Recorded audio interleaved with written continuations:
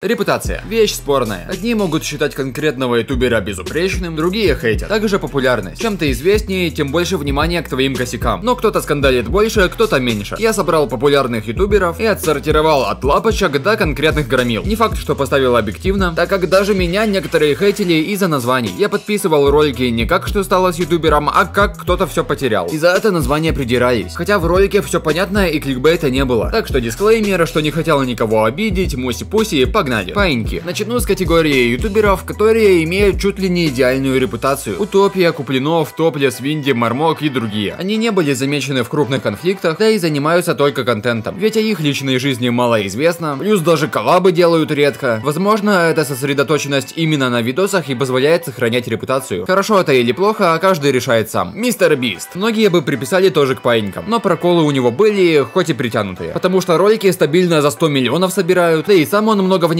привлекает, поэтому любой его шорох будут ненормально оценивать. Например, у Биста была рубрика «Худшее интро школьников», где он рофлил со спиногрызов, которые писали свои ники на бумажках, или в майне там из булыжника выкладывали. В общем, жиза мужчин в 10-11 лет. Порой он высказывался о школьниках грубо, что многим не нравилось. Ему пришлось даже удалить все видео этого формата. Ладно, это было давно и неправда. Из недавнего у него было два момента: Олимпийские игры и участник сюрпризов. В ролике про игры Бист вставил карту стран, которую в современных реалиях лучше бы не вставлял, так как в мире десятки спорных территорий, и очевидно, кто-то картой будет недоволен. Россия, Украина, Израиль, Палестина, Северную Корею, Южная вообще поглотила. Некоторых это оскорбило, и ролик собрал больше дизлайков, чем обычно, но не критично, ведь рядом в 20 раз больше лайков, в отличие от стрима с Крисом. Кто не знает, это чел в команде Биста, который сменил пол. Учитывая, что Джимми сейчас переводится на весь мир, и есть много людей, которым поступок Криса не понравился. Очень не понравился. Стрим, где он впервые, леди, стал самым задизлайканным за историю Биста. Плюс ролики на Бист Reacts, проведенные Крисом, тоже самые задизлайканные. Подписчики делали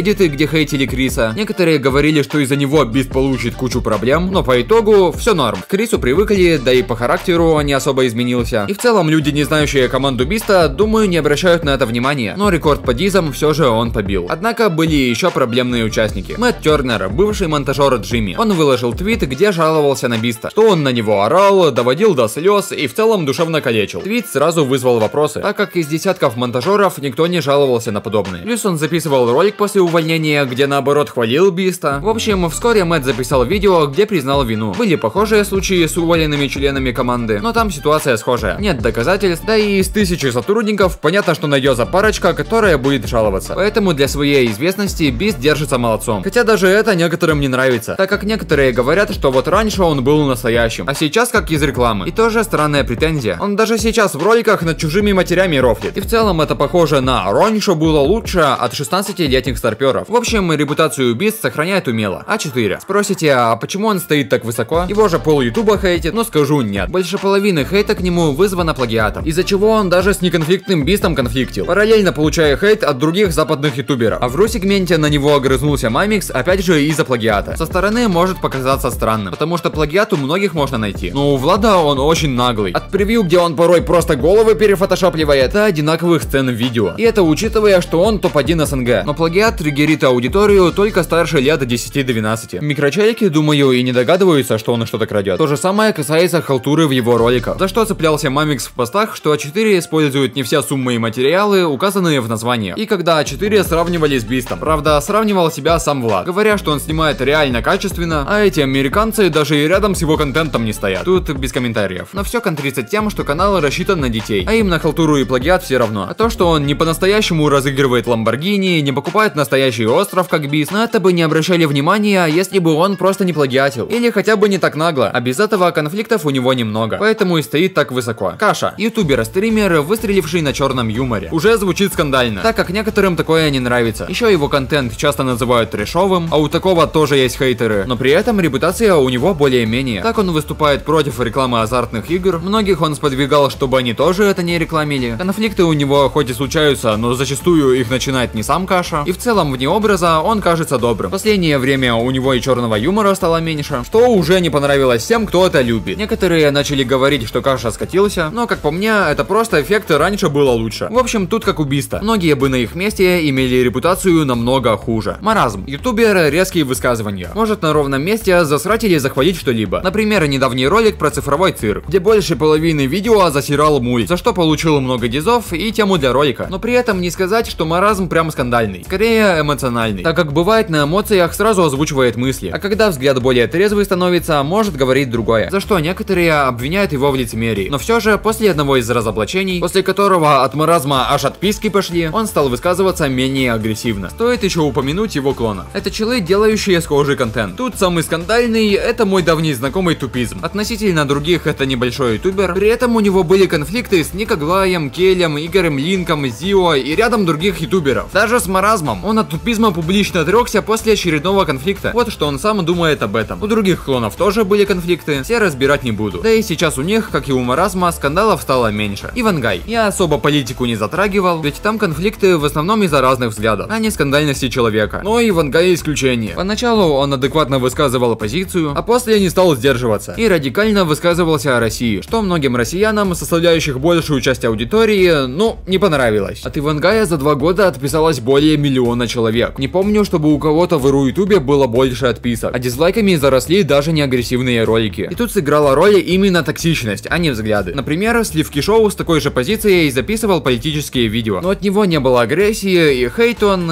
какой-то все же получил, так как это политика. Но в общем плане остался с хорошей репутацией. Ивангай же резко высказывался о России, однако в последних роликах начал спокойнее проявлять позицию, особо не агрессируя, что конечно хорошо. Помимо политвзглядов, его также хейтили за употребление сахара, что многим не нравится. А так Ивангай не прям конфликтный. В основном его скандалы связаны с его взглядами, а точнее агрессивным их проявлением. Было бы менее радикально, то думаю, Ивангай имел бы неплохую репутацию. Артем Граф. Если других я как-то оправдывал, то что они не конфликтные, а из-за обстоятельств в скандале, то вот с Артемом нет. У него больше половины контента это скандалы. Либо разоблачения, либо еще что-то провокационное. Недавно он вообще ушел с ютуба, раз в 4-й, наверное. А если вы наберете Артем Граф разоблачения, то на него вылезет их просто десятки. Наверное, на Ивангая и маразма вместе взятых разоблачений меньше. Но Артема это, думаю, не сильно беспокоит, так как ему важно наводить шума. Только способы он для этого выбрал провокационные. И возможно, кто-то считает Артема Графа самым конфликтным, но есть еще один парень. Никоглай. Вероятно, было очевидно, так как его самые популярные стримы с Иванзола, которые побили рекорды СНГ, на них они просто срались. Еще выяснилось, что Никоглай тогда топ-1 по онлайну накручивал. Еще и угрожал парню, который это раскрыл. А после разоблачения запустил стрим, где просто орал и плакал. Плюс выяснилось, что Золо он давал только малую часть денег, которые они зарабатывали. В общем, у Никоглая была одна из худших репутаций в ру-сегменте. Потом его вообще побрили и из России депортировали. После чего, кстати, многие посочувствовали Никоглаю и стали лучше относиться. Но на стриме, где он должен был рассказать подробности, что произошло, Никоглай прорекламировал, мать его, запрещенный шоп. На серьезном стриме, где многие прониклись ситуацией. Тогда все были в шоке, потому что он нарушил кучу правил, да и все нормальные нормы тоже нарушил. После чего была первая на моей памяти отмена в ру-ютубе и твича, когда провинившегося перестают куда-то звать и даже упоминать. Хотя нашелся один, кто не отменил. Это был Каша, который позвал Никоглая в свой сквад стримеров, где Никоглай за месяц пересрался с другими участниками и нарушал правила, за что его выгнали из сквада. В общем, заслуженное первое место в этом списке. Кого забыл, можете писать в комменты, лучше я вставляю в ролик. Дописывайтесь на Лакан.